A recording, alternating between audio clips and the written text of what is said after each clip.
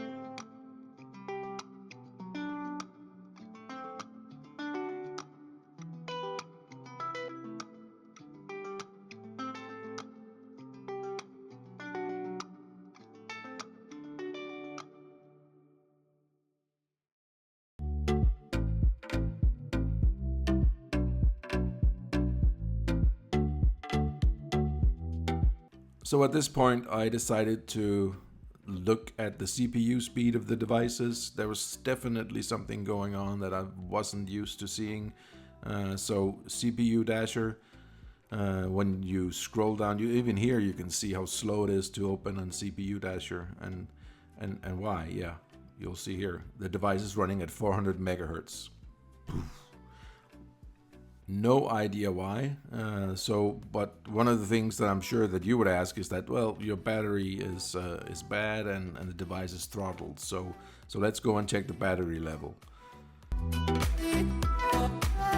But first, let's just refresh CPU Dasher to see if the CPU has gained some speed. Even that's slow to respond, and yeah, nope, it hasn't. Still 400 megahertz. So let's just check on that battery.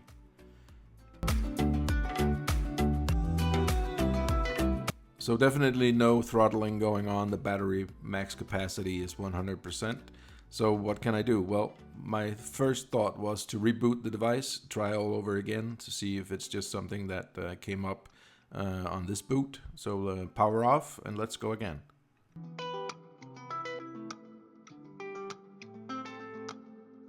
And already here you can see that it's slower at booting. So I suspect there's still an issue, but let's just check. But first, let's just run iMessage, and as you can see here, already very slow, so definitely something is still going on after the reboot.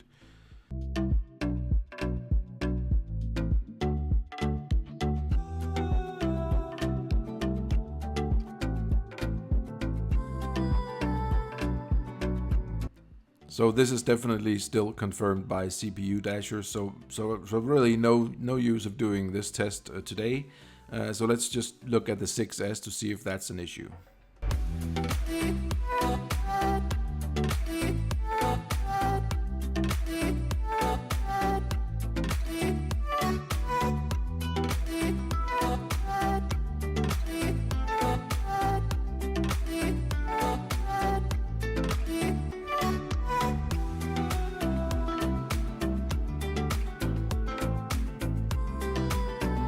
So before shutting down the 6S devices for this test, I just checked CPU Dasher to see if there were any issues with the CPU performance, and there wasn't.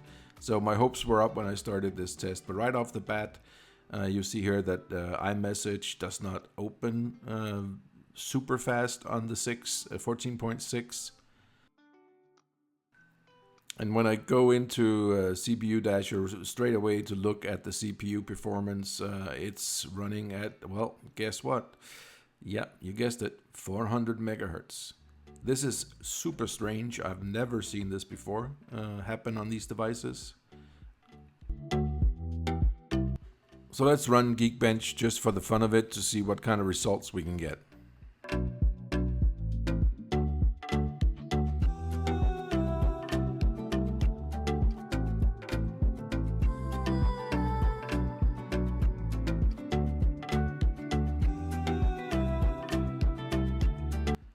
And it is pretty obvious that iOS 14.6 is trailing so bad.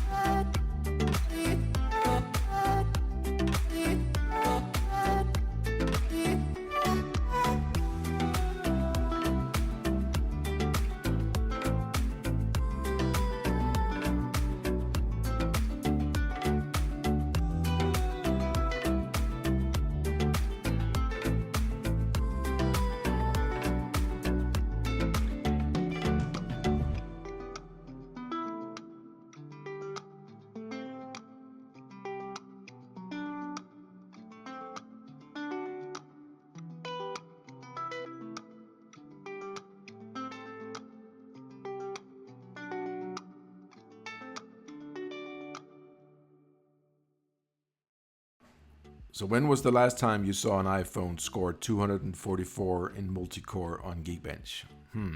iPhone 3G maybe?